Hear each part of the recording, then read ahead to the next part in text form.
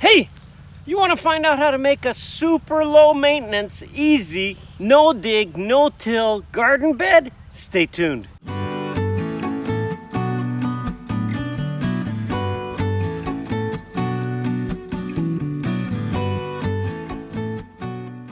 So the goal with the vegetable beds with plastic came back to having done it with the permaculture orchard in the beginning. And so what we're aiming to do here, and we put down the plastic and we've got lines of soaker hose underneath here. The goal is to get hopefully 3 years, maybe 4 years. I'm not sure how long it will last without putting any fertilizer or any fertility extra in there. We'll do a few crops and see how the crops work. And the goal eventually is we'll take this whole sheet of plastic and we'll flip it over and put it here. So it will go, the edge will be the same and it will stretch out to here. We'll put soaker hose down. We won't move that one. We'll leave that soaker hose. We'll put extra soaker hose under here. And the goal will be to have a flippable plastic. And the greatest thing about it is the holes will already be made. So we'll have to just put another tarp, another sheet of plastic on top for a couple of months or a few weeks depending. Get that grass here to really die back. And then once we take the top sheet of plastic off, this one that will be flipped will be in place and have all the holes ready to transplant or seed into. So that's the idea with it. I know when we did the orchard over there that it worked so well. We could grow so many vegetables in the first 3 years that I realized, wow, this is very, very easy vegetables. When all you do is transplant or especially seed and then come back and harvest, and there's no weeding, there's no watering, all of that is automated and taken care of, then growing vegetables is really easy. The first step, we mowed. So we're mowing all the grass on each side and bringing it into what will be the bed. The next thing we do after mowing, we're using soaker hose, so we had to, one, flush it because there were ant nests inside the soaker hose. Secondly, we lay it out. So we've laid out, we were actually connected 300 feet or 100 meters of soaker hose with one garden hose connection, so that's really nice. And then we're pinning it down, so we made these simple wire pins that we'll use to staple the hose nice and snug to the soil, to the ground. And that will allow us to really straighten out the hose and pin it down. We got our edge line. That will be where the plastic will be buried. And then, because our soaker hoses will be in for many years, we made this little template stick to guide us and tell us where to staple down the soaker hose, because we want it to be really quite consistent. So by using this stick, it marks 30-inch bed, which will be to here, 12-inch path, which will be between the two wide red tapes, and every small red tape indicates where we want to staple down the soaker hose. So we'll have, these are 9 inches between the pipes, the soaker hose. If you're in clay soil, you may need just one down the middle. We're in very sandy soil. We know that at this spacing, we'll moisten everything, but we can't just go with 2. We have to have 3 in this width. So this will allow everything we plant in this zone, in this 30-inch bed, everything will get water, which will pretty well be every day.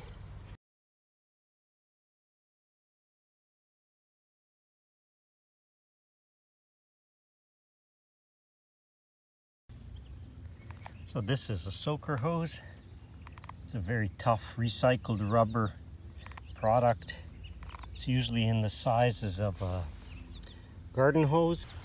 But long term, what we want to do, the way we'll do these vegetable areas is wherever it's grass right now, actually here will be plastic, but where it will be grass, that's where we're going to be putting all our amendments. So if we have compost, if we have rock dust, if we have extra shredded leaves, whatever we have.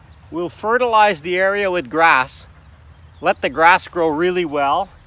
And this area is all under sprinkler irrigation, so the grasses get sprinkler irrigated all the time.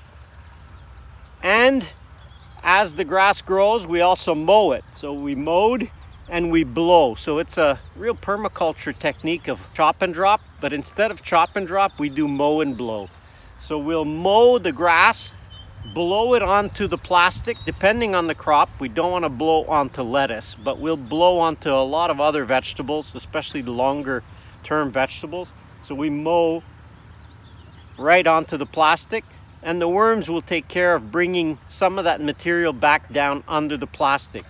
So we'll be basically mulch fertilizing the plastic area for a few years to come.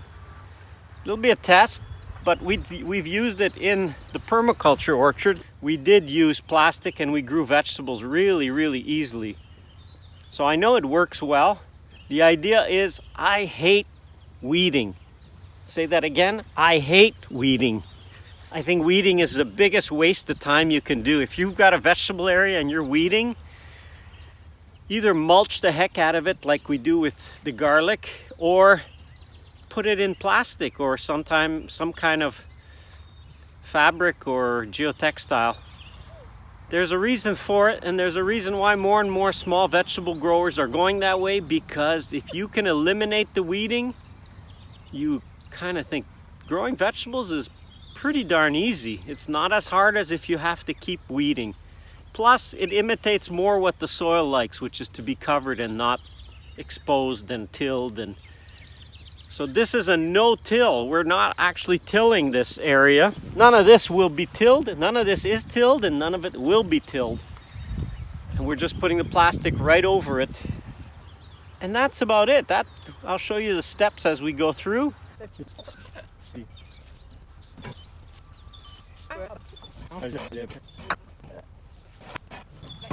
So the girls have just been putting down some shredded leaves. Take advantage now that you've got the area, you're prepping it. Before you put the plastic, put down anything you have. Compost, here it's shredded leaves, any grass clippings, anything you have that's organic mulch, put it down before you put the plastic, because once you put the plastic, you're not going to be incorporating a whole lot of organic matter other than what goes on the plastic, but that's a different story. You can really put down layers. So if you have the luxury of putting 2 inches or 5 centimeters of compost, go for it. Put it down and it will work really well. Your plants will grow very well for a couple of years. You'll have enough addition to hold your garden bed going for a few years. So that's the goal. Put down what you need, and we'll find out. The crops will tell us when they've kind of reduced the amount of material underneath. So we'll see. Maybe 2 years for sure, hopefully, and maybe 3. That would be great. Maybe 4. That would be bonus. So we'll see.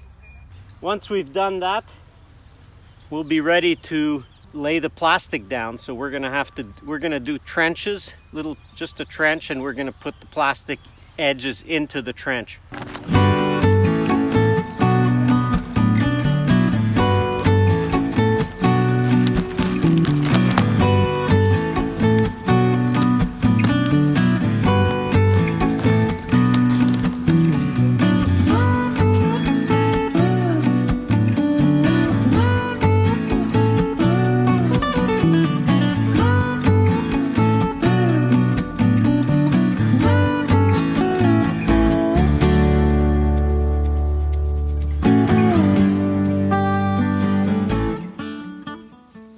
So we'll see how this works. Certainly that kale, that's pretty nice kale in here. So we did these transplants. We have some paneling from our neighbor who he ends up throwing them out.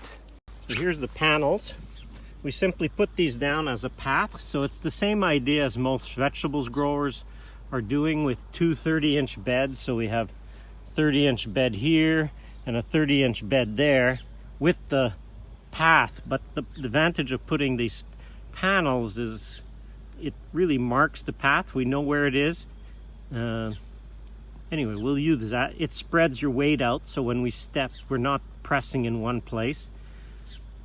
This isn't the soil that really easily compacts, but anyway, some of these lettuce and kale transplants doing really nice. They get watered. They get watered with the sprinkler system above, and they get watered with the soaker hose underneath them. I don't even remember where I put the end. I know this is the beginning here. So we ran a line from the sprinkler irrigation, just a 1/2-inch line, and it joins into the soaker hose. You can barely see that with a valve in there, so if we want to shut it off, we can shut it off. We keep this just so that we can mow right over it. And the most important is the edges. If you're doing vegetables, edges are the most important. How you can treat this edge. So what are you doing on this edge where you go from grass to vegetables? Most places, if you're doing that, you say, well, you're going to put some sort of a big band, or you'll grow a large area of vegetables. Well, we're not trying that. We're actually trying to use grass, and the advantage is the grass is great because we can walk along here. It's clean. We can put our vegetables down on it. It's mostly dry. That grass is actually the basis of future fertility when we flip this plastic over. So we'll take this one, flip it like that, and anything we want to add, we add now in the 2 years before we flip the plastic. So we could put compost here, we could put manure, we could put rock dust, build up the soil here, and then so when we flip it, we've got a really fertile soil. And then when we flipped it and this is bare ground, we're leaving the soaker hose, then we can come in with a good dose of compost or manure. We can reseed grass, and we can reseed what we want. So we just put a clover and bluegrass mix, because this gets watered a lot. Let it grow, let it build up the fertility, and then it's basically a continuous flip. So we'll flip back, we'll flip back. We'll see how it works out. Time will tell. So we started with this one and this one. We still have to seed them down. It's getting a little late, so we'll put just fall brassicas in here. And we harvested garlic in here last week. So there's still the mulch. Frank did a great job of mulching them. So that's still the mulch from last fall. And we reseeded in there last week. So we'll see how the new seeds come up. But basically we've got this area. After the harvest this year, we could put down another sheet. We've got more of the plastic. We'll put another bed prepped in plastic here. And we're letting this one build up in organic matter. And we can put another layer of plastic here. So we'll have 4. We could do it where we have the potatoes, have 5. And if we transplant all these trees that are good this fall, then we can put one where the nursery bed is and have 6 beds in plastic. We're going to have so many vegetables that we'll have to sell. This soil is incredibly good. It's deep sand. You give it water, and it's watermelons. They love this kind of well-drained, sandy soil. So maybe we'll do more melons in the future. That would be nice, and these would be certainly very easy beds to grow it in. Thanks for watching. Hope this trick saves you a lot of work, as it's going to save us a lot of work. Thanks for watching. Intrigued? Check out the virtual tour of the permaculture orchard. Have trees already? Pruningcourse.com. Subscribe, please. Check out some of the other videos or playlists. There's more to come. Stay tuned. Bye.